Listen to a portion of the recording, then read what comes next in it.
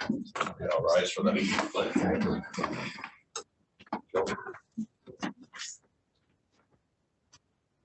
I pledge allegiance to the flag of the United States of America and to the republic for which it stands, one nation, under God, indivisible, with liberty and justice for all.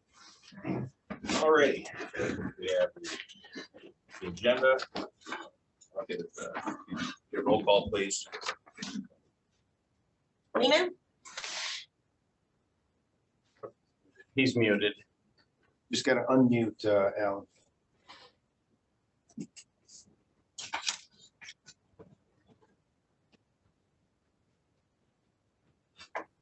There he goes. Lehman? Present on Zoom.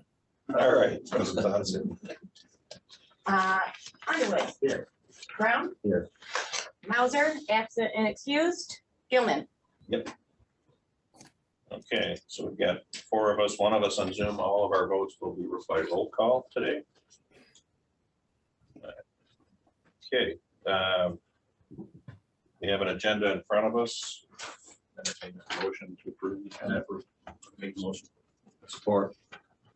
We have a motion and support. Kylie? Underwood? Yes. Brown? Yes. Lehman? Yes, Mauser, absent and excused. Gilman? Yep. Okay. Does anyone have any conflict of interest? Alan? no, Alan? Nope. Seeing none, we'll move to the number 5, public comment. Any person may make an advanced appointment with the board regarding road commission topics for a regular or special meeting in accordance with the Open Meetings Act. If an appointment is made, the topic will be an agenda item. The following applies to public comments. Please state his or her name and address. Topic must be relevant to the road commission. Individuals are allowed to speak once for up to 3 minutes on a single topic, which may be extended by the chair. A group addressing the board requires a designated spokesperson who may speak up to 10 minutes. The board will not act on any item from the public that is not on the agenda. Do we have anybody in the room who would like to entertain a few minutes before? All right, seeing none, we'll move on to our action items. Our first action item is item A, Bill Zip. Will be joining us virtually. There he is. Hey guys, can everybody hear me? Yes.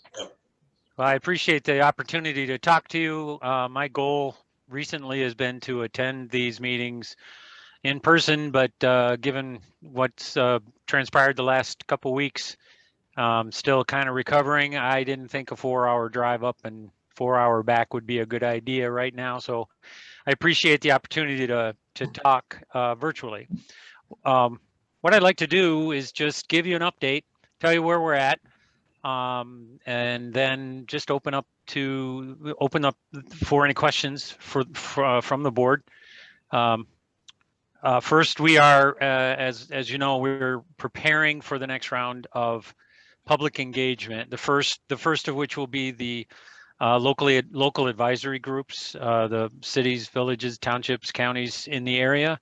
We've heard from, of the 47 invited, we've heard from quite a few, 23 of them, and 18 have tentatively or virtual have accepted. Now this is going to be a virtual meeting as well.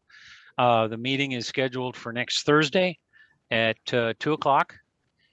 And our intent is to define or kind of briefly recap what we've done in the past. And just because there are some members that haven't been paying attention, in case there haven't been any, we're going to give some recap. We're going to talk about the public meeting, go through a summary of what transpired at the public meeting, what we heard. We're going to discuss, not in detail, but we have finalized the purpose and need for the project, and we're going to go through that briefly, just to identify it. Now, we've done quite a bit of work in the last several weeks on the alternatives, defining pros and cons, We are in a position now to fill in the comparison matrix, the alternatives comparison matrix, which we will use to help weed out alternatives that don't fit the purpose and need, or that don't work, that have some major challenges compared to the rest of them. We'll go through that. We'll go through the alternatives matrix, which is going to have cost estimates, going to have wetland impacts, it's going to have right-of-way impacts. We've assessed utilities in the corridor. There are park impacts. So that's what we plan on doing next week. Obviously, we'll open it up to a discussion, and we'll define our next steps. Recently, we met with MDOT, the local TSCs. It was a very positive meeting. They some of them kind of expected us to give them a little bit more than we were prepared to give them.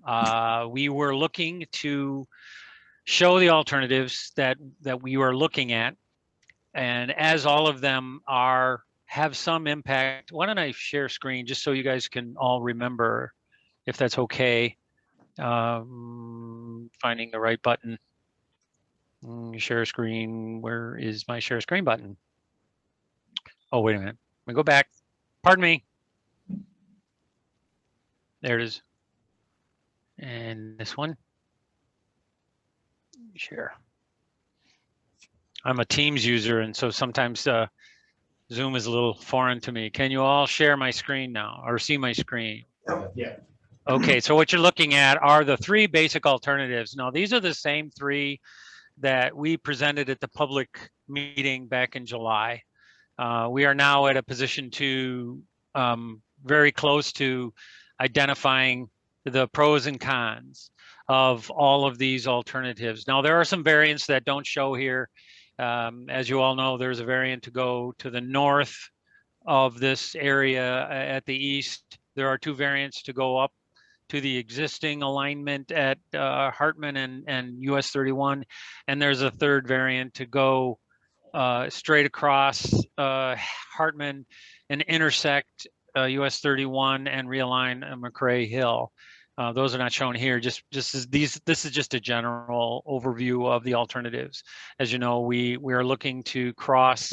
One of our alternatives crosses the Boardman at the existing crossing down at Cass and continues west through the vacant properties and to US 31.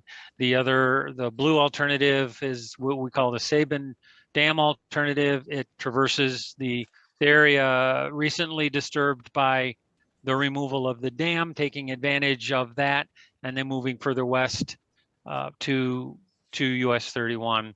We met with MDOT to discuss US 31 and how they initially react to what could be conceived as any problems. We're looking for any fatal flaws. We were looking to hear from them. What is your concerns? What are your concerns so we can vet them and identify alternatives, mitigation issues, see where there are problems. One of the issues that has arisen since we started this, and we knew there was a railroad in here. There's a railroad on the west side of the river. It crosses. It comes up the west side of Cass Road and crosses to the east side of Cass Road and goes north. It's the Great Lakes Central Railroad. It's owned by MDOT and under an operating agreement with the Great Lakes Central Railroad.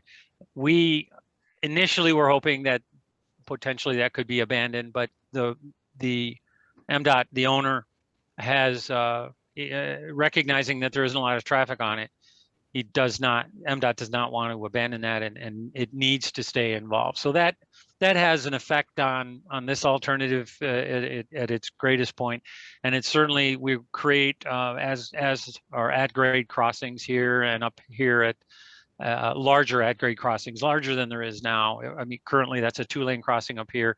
We're making a 5-lane road, so the crossing is that much more complicated. That's all. So we got exactly out of that meeting what we were looking for. They identified issues along US 31 being grade, being the connection at McRae Hill. They are aware of the issues with the traffic backing up from Airport Road up here through this intersection. That will be evaluated as part of this study and future studies as well. So we are at a position where we're going to assemble all of the cost implications, wetland implications, all of the implications with associated with these alternatives. As I indicated, the lag meeting will be next Thursday. Beyond that, we're planning to meet with the focus groups and the resource agencies, and then ultimately go back to the public again. And as we talked about, this will be an evening meeting. I don't have the exact date, but we're looking sometime in the next month or so. In the next month, I would think that we'll be able to get to the public.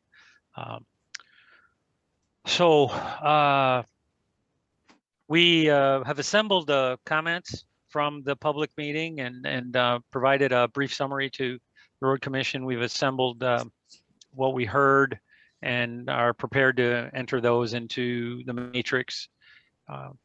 This is not a, it's not a vote. The public doesn't vote on one and get it. It's not that way. It just becomes part of the evaluation. We heard more negative comments than I would anticipated, but we heard some positive feedback as well. I think that's all I really wanted to say. I will address questions. Wayne and Brad, is there anything that I missed? No, I don't think so. Yeah, we got the lag meeting next Thursday, and so we'll be going through that and then be working toward the first for the second public meeting. That's our goal. It's possible. I don't know if I made this. It's possible that some of these alternatives drop out because of cost, because of impact, because of we're one of the things I didn't identify is we're closing in on the ending of the traffic assessment and the identifying what these alternatives independently do to the capacity issue up at South Airport Road. And let me tell you, I'll give you a little hint. It does have these alternatives are having a positive effect, and I'm not prepared to give the specifics, but it looks like they are having a positive effect on South Airport Road. Alan, did you have anything you wanted to ask? I do not. It was clear. Thank you. All right. All right, Bill, thank you very much. Thank you, Bill. You're very welcome, gentlemen. I'll stick around just for a few minutes in case something else hits you. But it's good working with you. Thank you very much for letting me talk. Thanks, Bill. All right, that will bring us to our next appointment. Joe Plott.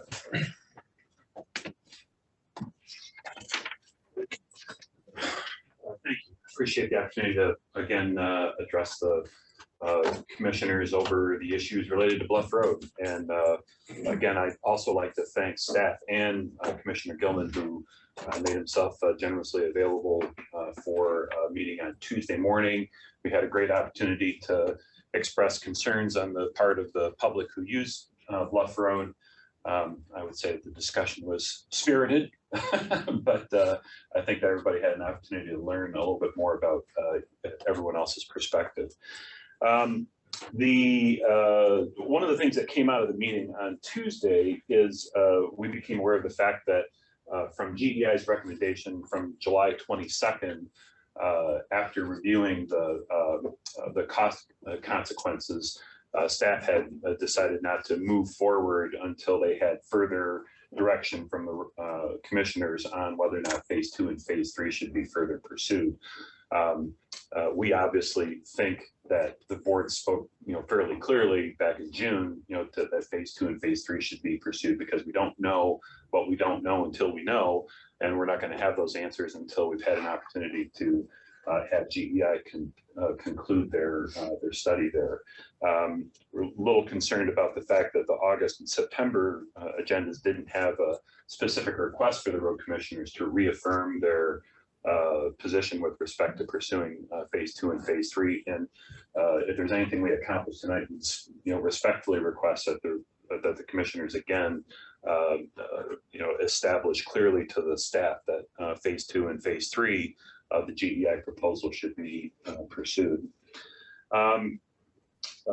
We're also asking, as you know, that the issues related to Bluff Road is not a single dimensional issue. I only represent the Mission Hills Homeowners Associations. I've also had numerous communications with many of the property owners up and down Bluff Road, but it's a community issue. It's a safety issue. I don't know if the commissioners are aware, but Peninsula Township actually passed a resolution supporting a solution for Bluff Road. I know that Rob Manigold is here, and I don't know if Rob wants to address the issue. I think yes, the fire chief who also had an attachment to the letter with respect to the resolution. Rob, did you want to say anything? Just briefly, thank you very much for allowing us this time to. I'd like to introduce Brett Strom. He's lieutenant in our fire department. Would you read the Chief Giltdorf? Yes, I will. Letter, please. Hi, everyone. Brent Strom, Lieutenant, Peninsula Township Fire Department. I'm here tonight in regards to potential continued closing of or dead ending Bluff Road due to shore erosion. As you're aware, there's quite a few homes on Bluff Road. That closure of any length could cause slower response times for the fire department for emergency calls. The fire department has gone to the area north of where Bluff Road is closed and has seen further issues with erosion that has forced immediate actions by the department. When driving our heavy vehicles on that stretch of road, department members have been advised to stay away from the east shoulder of Bluff Road. But concerns still arise as the vehicles will have to be turned around in the roadway due to the road being closed. So the primary concern for the fire department is the delay of department vehicles responding to calls on Bluff Road, north of where the road is temporarily closed. Initial vehicles comes from Fire Station 1, it's in Mapleton, but additional vehicles such as Advanced Life Support Ambulance come from the south and are forced to take routes that take them north and back south, which creates extra time. The extra time can be anywhere from 2 to 5 minutes, depending on road conditions. In medical runs where a person has stopped breathing or crews have 4 to 6 minutes to intervene before the victim may suffer permanent or deadly brain damage. Any delays in responding can severely affect the crew's ability to help a patient have a successful outcome after experiencing a medical emergency. One of the fire department's biggest concerns are fire situations. The fires in the Bluff Road area, water has to be hauled in to support operations and suppress fires. Water is typically dropped into a holding tank by a tanker, and the tanker goes refill. With the road closed, it does not allow tanker trucks to use two-way traffic lanes and continue in the opposite direction of incoming tanker trucks. These trucks would have to turn around in the roadway, which would take considerable time and block other incoming tankers. Trucks hence potentially decrease the amount of water availability for use to fight the fire. Fire doubles in size every minute, so any delays created getting water on the fire can result in increased property damage as well as potential loss of life. In closing, the Peninsula Township Fire Department asks that the efforts be made to fix and reopen Bluff Road. Having the road open could be the difference in the department's ability to provide medical and fire suppression assistance to the residents we serve. Thank you. Thank you, Lieutenant. And as in front of you also, you have a resolution passed by Peninsula Township Board. And thank you again for the meeting 2 days ago. We all kind of came away with a lot of information. As you did, probably all elected officials have to have an oath to maintain health, safety, and welfare. We're very concerned about this. 2 years we feel is too long to have that road closed in that situation. And we would like to recommend that you approve the 2 conditions tonight to allow this to continue. As I drive around in town, I see the bridges coming out with 2 long stick excavators. They're working on a river about the same depth of what we're talking. It doesn't seem like it's that insurmountable of a problem to get it fixed. I have a cottage on Drummond Island. I see people do shore work from barges all the time. They build causeways out to islands. We know we have a drainage problem, and how it got there and how, we can argue if that's what caused the road and it wasn't maintained, but we're not here to do that. As a township, we're here to work with you. These people are, and we'd like to get this thing fixed all together as a community. Thank you. And I guess only 2 other minor points. Number one is when I first got involved in this around April, my understanding is that the major stumbling block was, the economic imperatives, that there just wasn't sufficient funds available for the road commission to take us on their own. Understanding that was the imperative, we tried to basically engage, try to find a mechanism to help with that funding process. So if that's a stumbling block, these people, the township, and actually the drain commissioner are prepared to, offer alternatives that will provide some of those funding gaps that may be necessary to address the problem. But we need to know how big, how wide, what is the gravity of the situation. We're not going to know that until phase 2 and phase 3 are done. I did ask since I've been talking to the drain commissioner now for a couple of months about, what would a county drain look like? How would the funding process work? I asked Andy Smith, our drain commissioner, to just address that maybe briefly.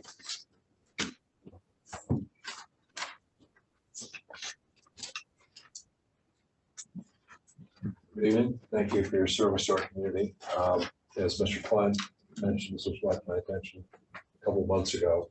I was asked to attend this evening's meeting, and in preparation for that, I took a look at the report that was completed by GEI and their supplement. And I have actually, in my prior work for GEI, I was actually the first engineer on site examining the field slope of the bluff last year about this time. So I'm intimately familiar with the mechanics of failure and the conditions out there. I took a closer look at the project and developed a preliminary estimate on what a drainage district might look like. I've prepared a map if you'd like to take a gander at it. You have to pass them out.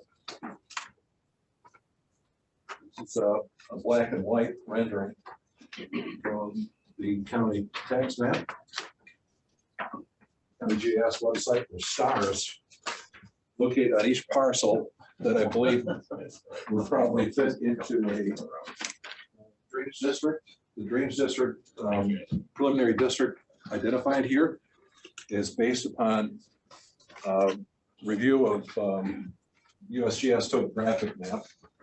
We can do better than that, obviously, but from a preliminary basis, what it identifies is a very complex drainage system for surface water runoff. The topographic map that I did print doesn't print very well in black and white, so this dashed line represents the outline of the drainage district. It's sort of convoluted because it's a very complicated topography out there. Very likely, and as indicated in the GI report, the surface waters, the pondments, and the drainage and the retention in the drainage ditch along Bluff Road are probably proximate causes to it. And actually, as I could see in the water, looking up at the field slope, you can actually see like a cascading waterfall off the clay layers and silt layers, cascading down, roughly 5 or 6 feet below the roadbed where it's most profound. This identifies roughly 60 to 70 property owners that could be included in a district. And if you use the Cass Road Drainage District project, which is just ramping up right now as a model, for cost allocation. Roughly 50% of the project cost, I'm sorry, in that case, 80% of the project cost is carried by landowners that benefit from the drainage district. And it leaves the remaining 20% carried by special benefits and at-large assessments, in which the township would be a major stakeholder, I believe, in the Cass Road Drainage District allocation of costs. That was 10 to 15% carried by the township. So as you look at this and the $2.8 million project cost for the Cass Road Drainage District, we're probably about in the same order of magnitude in terms of costs.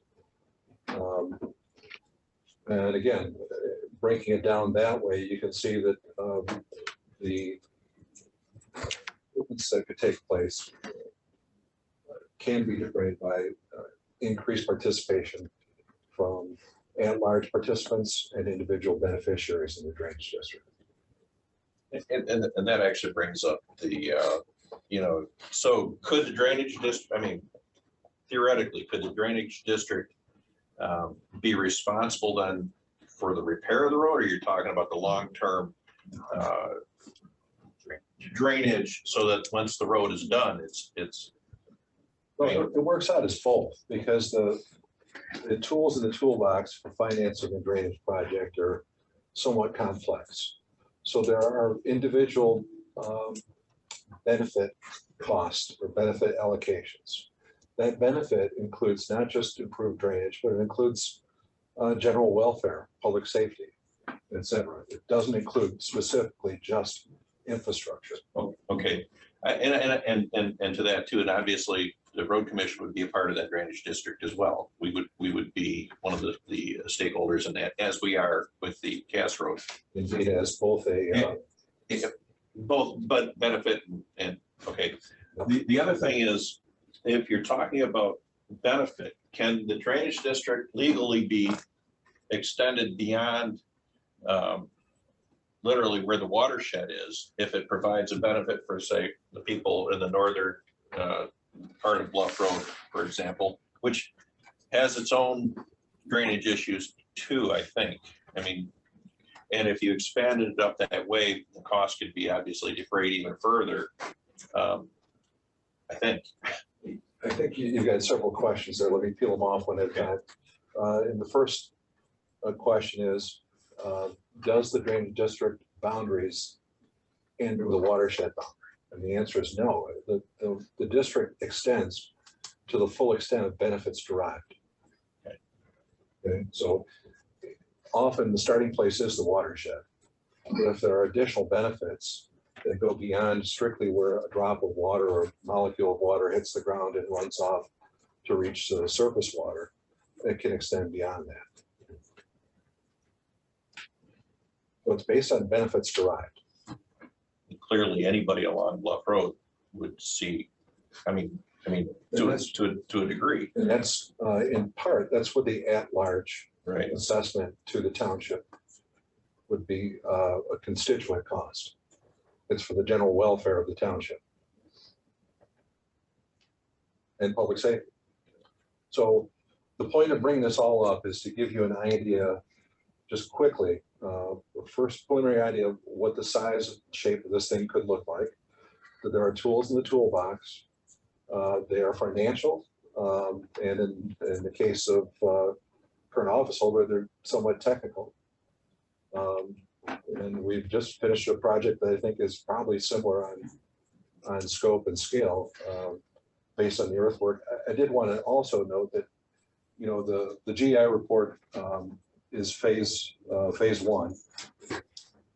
And the supplement, the memo that speaks to, approximated cost speaks solely to the use of shoreline armoring to stabilize the road. Current thought, I think, throughout the state is, and in other states, that it could, that alternatives evaluated in this process should probably look at relocating the road further from the current shoreline. If you can, well, and you certainly can. We can see the retaining wall that's just down the street from us on Lafreniere is a great example of what the road commission's work with steep slopes. So it's not just armoring the shore, which roughly at $500 per lineal foot. If you do the math that was provided in GI's initial work, roughly $500 a lineal foot for armoring alone for stone placed. You know, that's temporary, and I think in a permit review process with the Corps of Engineers in the state of Michigan, they're probably suggesting to look at the alternative cost or the alternative of relocation of the road more landward. Certainly there's going to be earthwork involved in that, but you know, moving a cubic yard of soil is probably a lot less expensive than a cubic yard of armoring stone.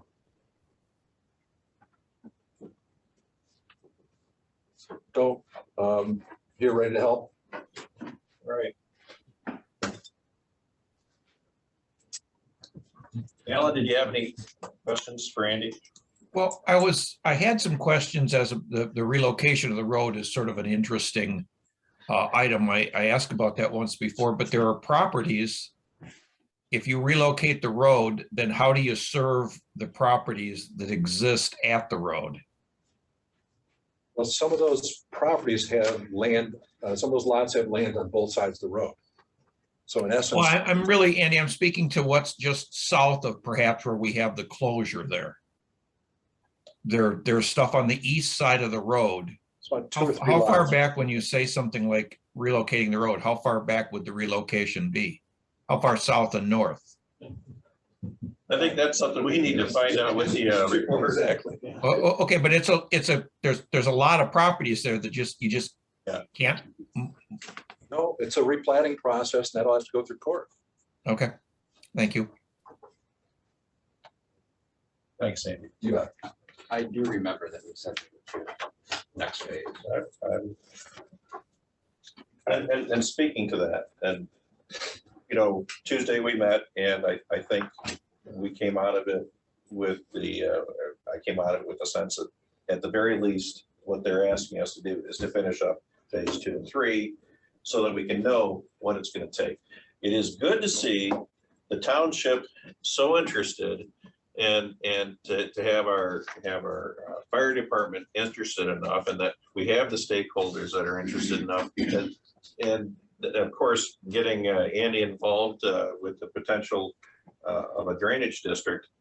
It's good to see that perhaps then there could be a funding mechanism that could take care of this. And I think that in all fairness, you know, Wayne made the decision to not yet give the green light to phase 2 and 3 in a sense of, if I'm mischaracterizing this, please correct me, spending good money after bad. Is that kind of a way that you might have been thinking? Yes, with the technical memo that arrived, and when we were seeing price alone for just the storm revetment, the $1 million to $1.5 million. You were seeing a dead end. I was very concerned with where is this going to go, and is further exploration warranted? And so that's, and then so in government, we do a lot of studies that do go nowhere.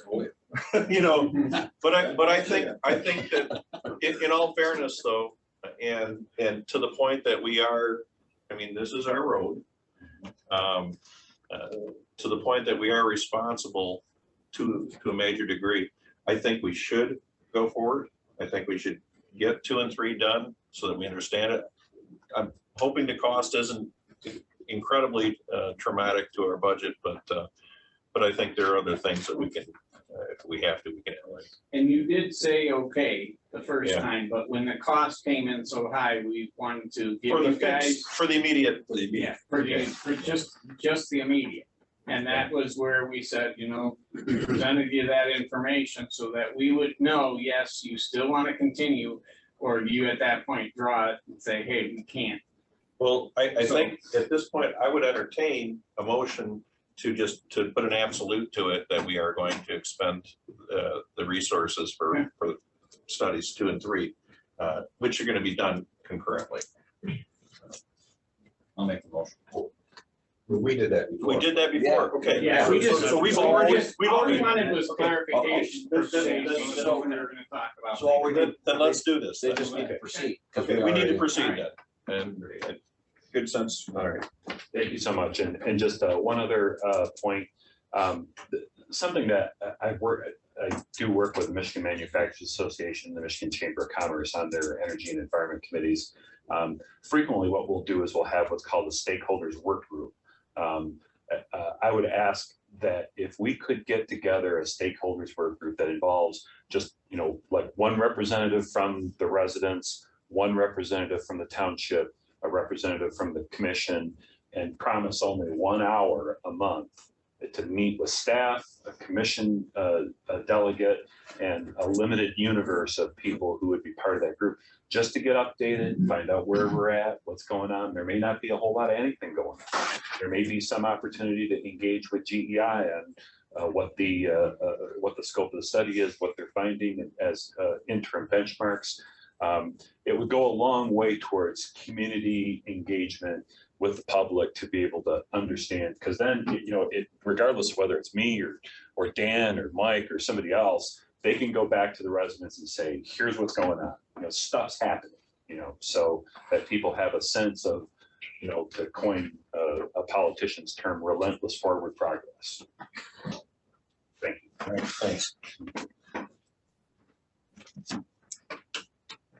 If anybody's so inclined to think about it, talk about that. Otherwise, move forward on the agenda this time. Do we want to wait on that? Do we want to put something together? Do we want to say we wait until studies 2 and 3 are done, and at that point put something together? Are you volunteering? Alan, are you interested in? Well, initially I was assigned that township, so I'd at least be initially available to meet if we decide to go forward with a group like that. Yeah. And what was the timeline on the study completion? There was Alan, there was a Gantt chart. It showed that phase 2 would be completed, I think, sometime in the next 90 days. Phase 3, depending upon the scope of the necessary remedy, may actually take, well into next year, if I recall correctly. And we've been backed up a month now at this point. All right. A lot of that is also because part of phase 3, if I'm not mistaken, was permitting time too. Right. Which we can deal with that Evaluation, probably a little yeah. faster than what they Alternatives. originally had, so. They need more information. Yeah, okay, so we're gonna try to get some more information together before we commit to putting a group together. All right, thank you, Joe. And that will move us up to item B in the consent calendar.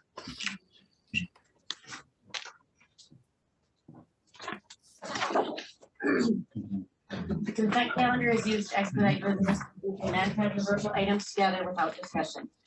Requests by any person present to remove any item from the consent calendar for full discussion as an agenda item are automatically respected. The action noted in parentheses for all items remaining on the consent calendar are approved by a single commission action adopting the consent calendar. The manager recommends the following items be adopted. 1, minutes. 2, payroll. 3, accounts payable. 4, financial reports. And 5, reports and communications. Is there anybody on the board, Alan, you guys like to remove anything from the consent calendar for discussion?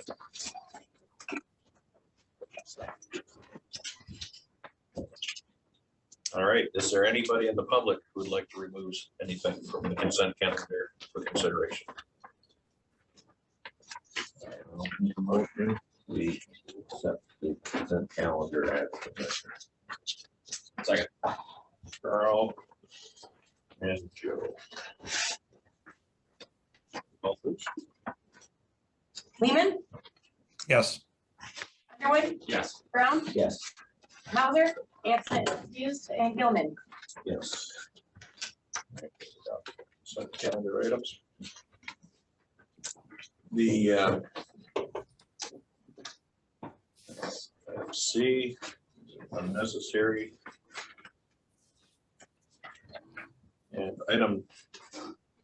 D, Hammond Road intersection study. Wayne, it's the Wayne show. It's a short film.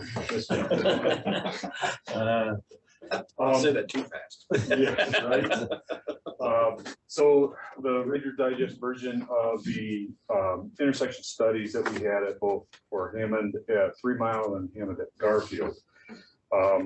We had those two looked at because as part of the whole east-west corridor phase 1, identified those as good potential areas for roundabouts, further enhancements in order to facilitate better flow through the Hammond corridor.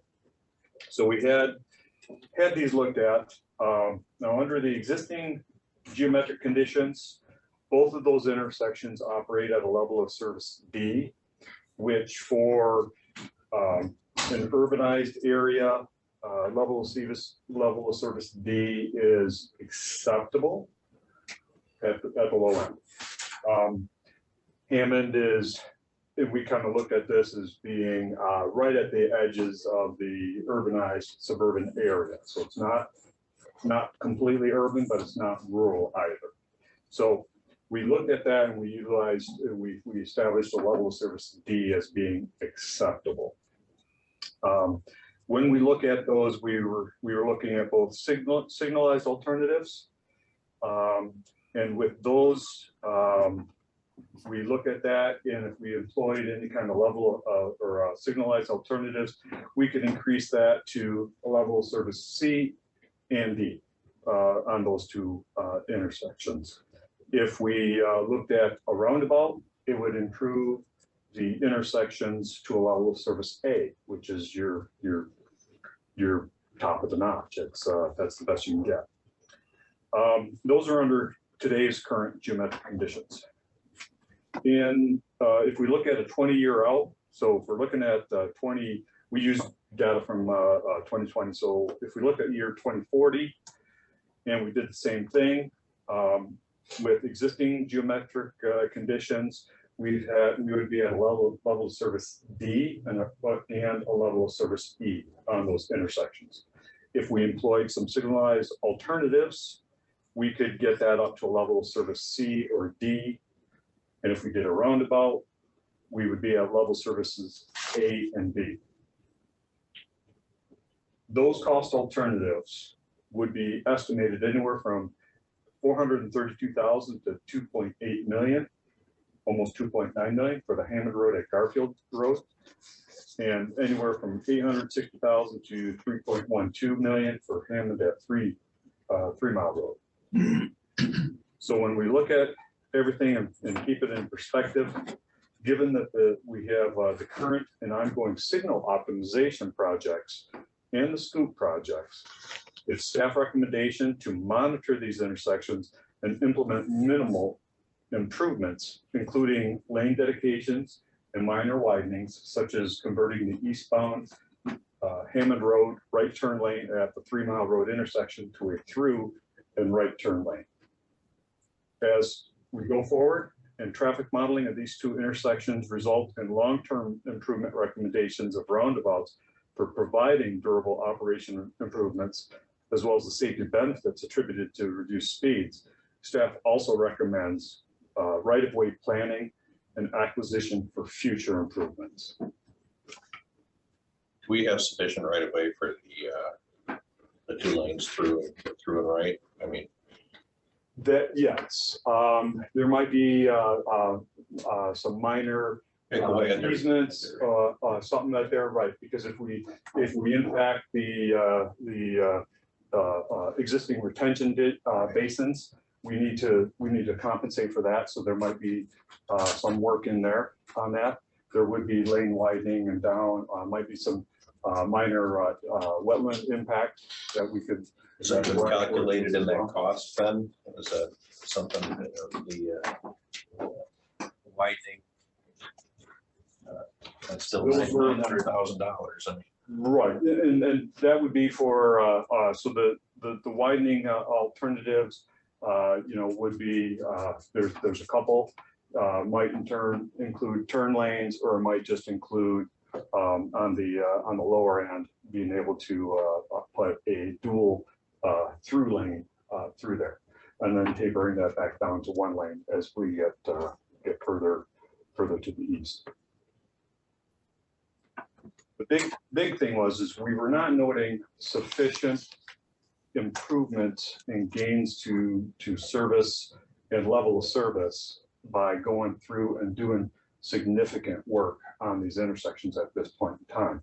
But we see it both modeled out here, and I think we feel it out there with increased developments, that we feel that the ultimate solution at those two will be future roundabouts. And now would be the good time to do some developmental engineering on that and planning and acquire right of way at this point in time prior to all four corners getting developed on the corners.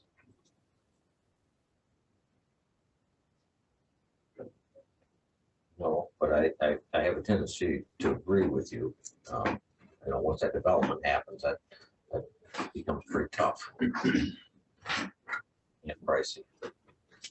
It's, you know, well, so I would think that we would want to proceed on with that thought because of future roundabouts, because it sounds to me like even at 4040 or 2040, excuse me, even with roundabouts, that's it looks like it will be above capacity by then too, as far as, you know, so at some point in time that's going to happen between now and then. And I guess, I mean, that road's not going away, and I would be more apt to want to be proactive than reactive later on. Alan, did you have anything for Wayne? No. My only, my thoughts, we're not going to lose any opportunity at 3 Mile and Hammond. I don't see anything changing there anytime soon if we don't act on it in terms of acquisition of property. Neither of the gas stations are going to expand outward, at least. And the black school is not going to move until we've told somebody that the black school is going to move, and that retention ditch is that retention ditch, which, you know, they're not going to build anything towards the retention ditch from the Olsons.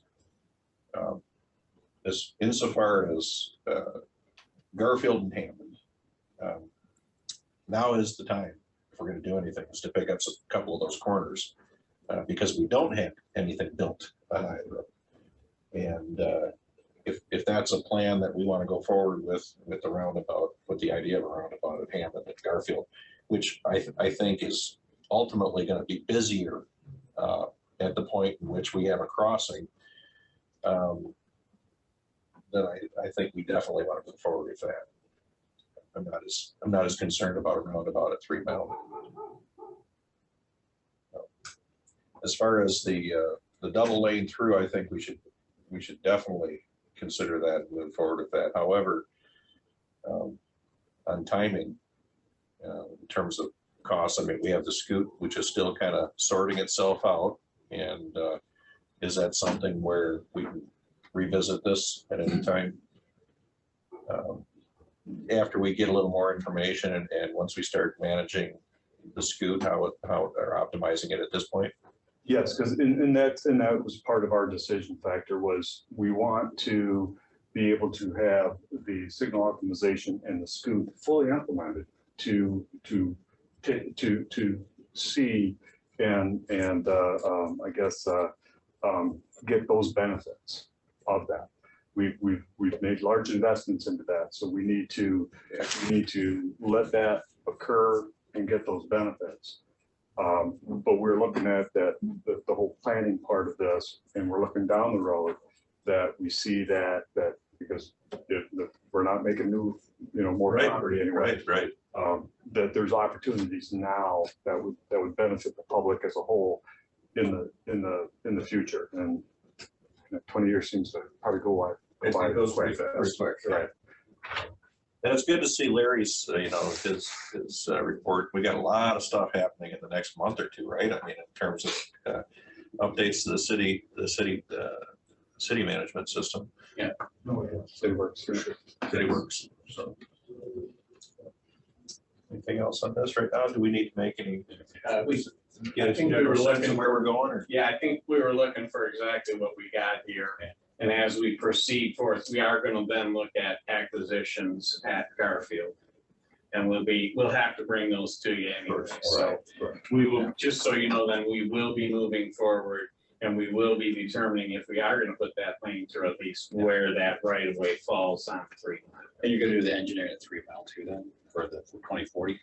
We're gonna, for those two, adding that, turning that second lane into a through right instead of just a right. Yes, yeah, and we were planning on doing that in-house, and working on that, so. Yeah, that's good. Anything else, Ellen? You need anything else, or any other questions? No, thank you. Okay, great. Thanks, Wayne. Thank you, Wayne. All right, that moves us to item E, correction of minutes dated July 22nd, apparently. Yes, so that the Paradise Township folks are satisfied with it being in the minutes, they would like us to correct our minutes to say that we did have a motion and an approval for the purchase of the property. And then we will be moving forward with their attorney to sign the purchase agreement once we get it put all together. So it's just a matter of correcting those minutes so we can get them a copy of the minutes for their attorney to have as part of the sales agreement. Motion for correction. Yes, no, make a motion. Carl's gonna make that motion. And Joe. Roll call, please. Underwood, Yes. Brown, Yes, Lehman, Yes, Bowser, absent and excused, and Gilman. Yes. All right. This brings us to a housekeeping issue. Roads, item F, roads report on Duck Lake partially vacated. Yes, can we go to that page there to show them exactly what that is? It's beyond that, it's down. Second one from the bottom. Thank you.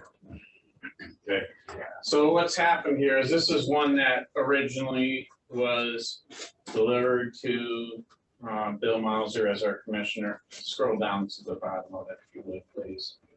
And what it is basically, they sue everybody to do this thing. It's not like they're suing us for money. It's just what they call it, to make changes to this. So we got this, we went through it. We have no objections to the changing of what they're doing, because effectively it's not a road that was ever accepted. So we have no real reason to worry about it. It's only a pathway currently down to the park, and all they want to do is vacate the pathway, move the whole park slightly, and then reestablish it in the plat diagram. So it means nothing to us. We just need to be agreement that yes, we are accepting it and we will take it. And then at that point, the legal people can. So we don't want to fight this all the way to the Supreme Court. Not for a path, not for a walking path, no. All right. So I would entertain a motion. I'll make the motion. That we accept. I'll support. And Kurt also. Any other discussion? Alan, you need to say anything on this, or? I didn't know. I listened to it. I understand it. All right. Roll call, please. Brown, Yes, Lehman, Yes, Underwood, yes, Bowser, absent and excused, and Gilman. Yes. Perfect. thank you. The attorney gets a win. So, all right. Item G, MDOT M37 slope restoration bid, pass through project. Yes, that was the pass through that we discussed with you last meeting. And you were basically all supportive of it, but we needed to have everything in formally. So needless to say, because owners have a vacancy and availability this week, it's already done. But this is a house cleaning. yeah, so again, we still need to have the authority. Right. It's nothing that costs us anything. We get totally reimbursed for everything, so. I'll make the motion. We accept that bid. Alan and then Carl. Yeah, in the amount of 98,270. 98,270, more or less. More or less. Roll please. Brown, Yes. Heeman, Yes. Underwood, Yes. Mauser, absent and excused, and Gilman. Yes. All right. Looks like we came up with the CRA approved agreement, item H, Sparling Road. Okay, so we spoke to the attorney who deals with all of these type of things. And he says there is an exception that can be made for a seasonal road as long as a very specific procedure is put in place.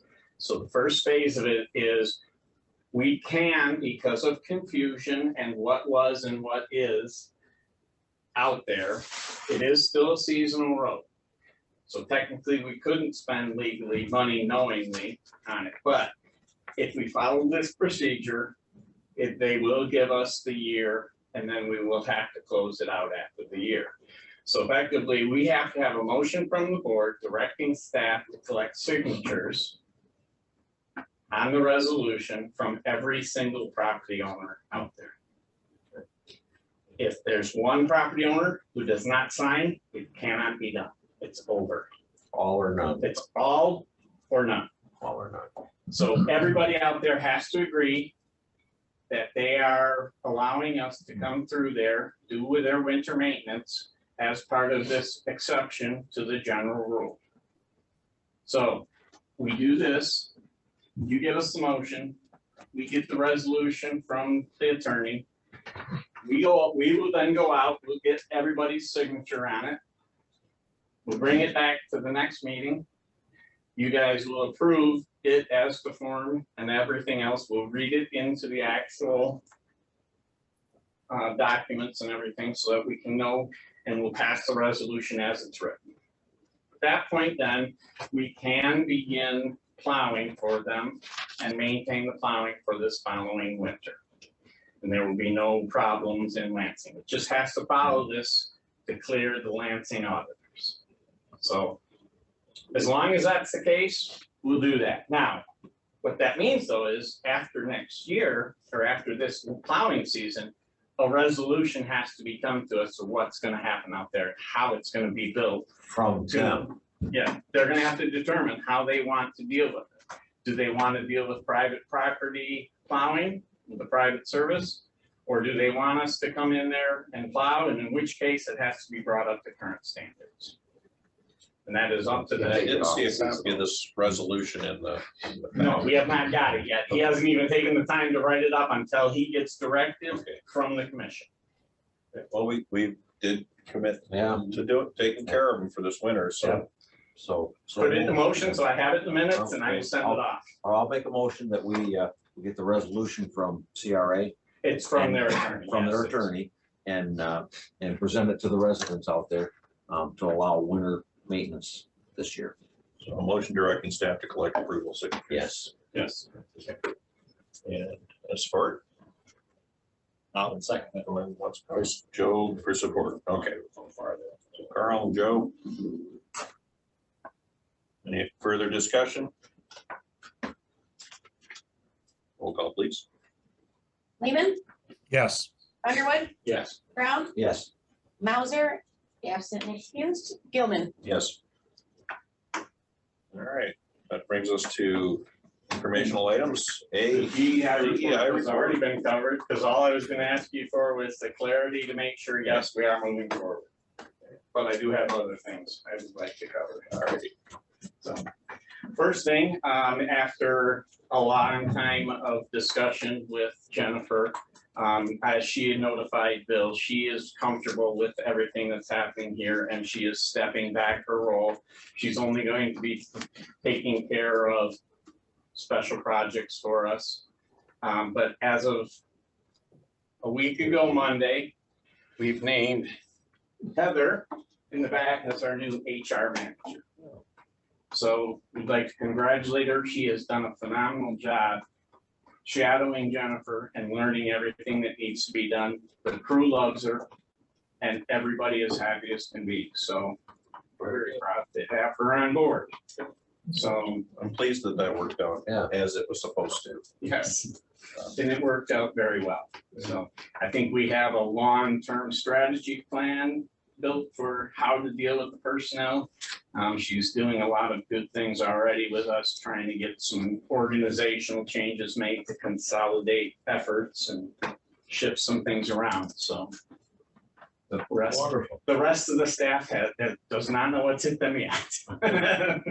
So she's gonna get a lot done, I'm sure. So again, congratulations. Second thing is we have received some data from, or some information from Elmer's for spot patching for the year. They are going to begin our skip patching probably the week of the 3rd. And they're anticipating hitting everything on our list before snow flies.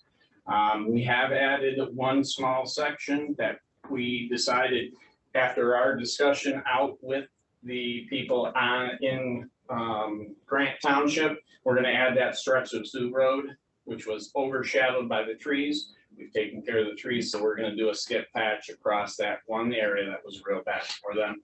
And the rest of it is just, miscellaneous small project needs that we had put together. So we're gonna hit all of those. Gay Road is one of them. Bates is another that's got some issues that we're gonna touch up. So we're gonna work on that. We should have all of that done in October.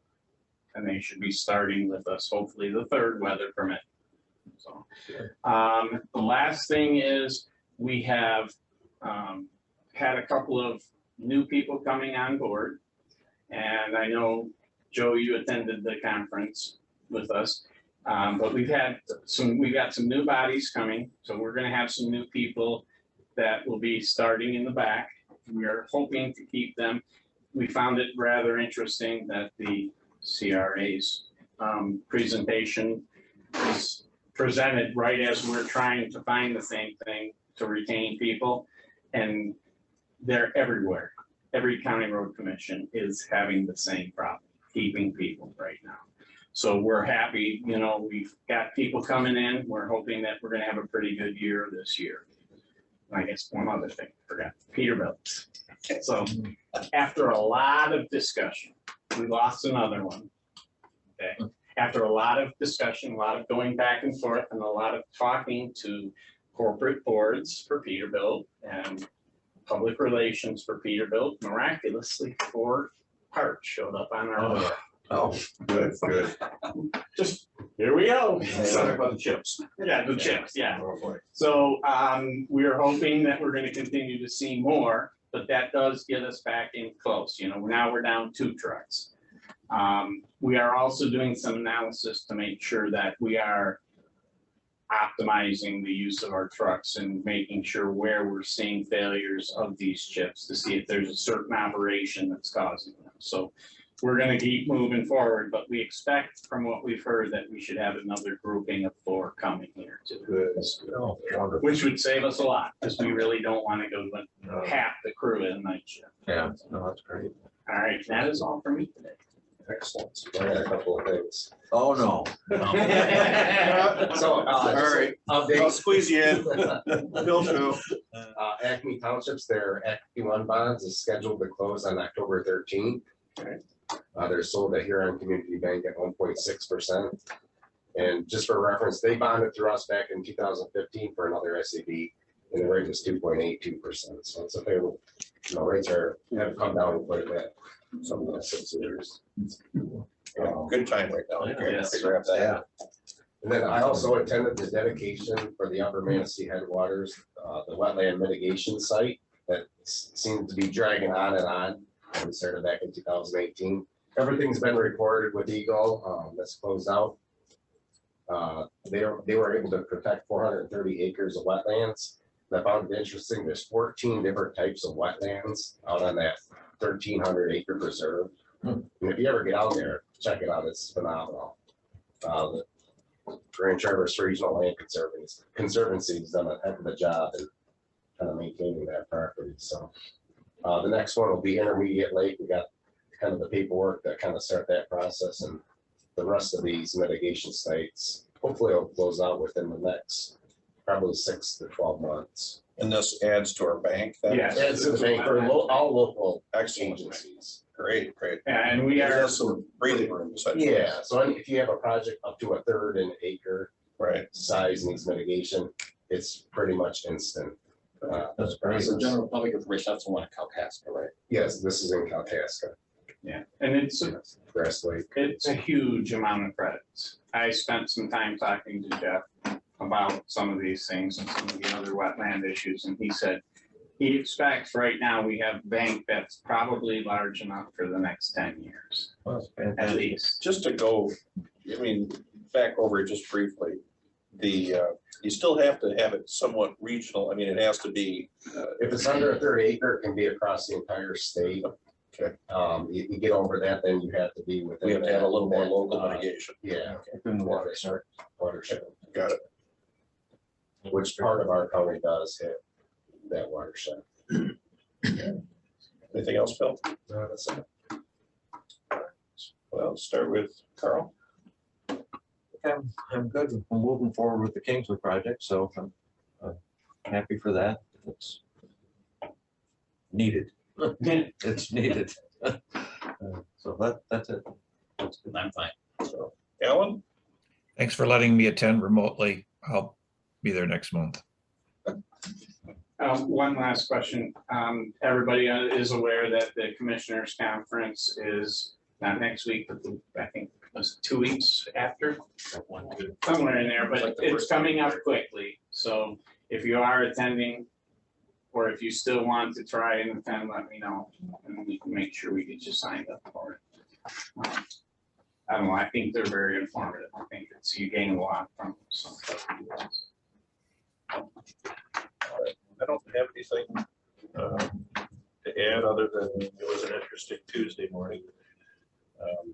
But I think we're moving forward and yeah, it's good to see some commitment by the township folks out of the peninsula.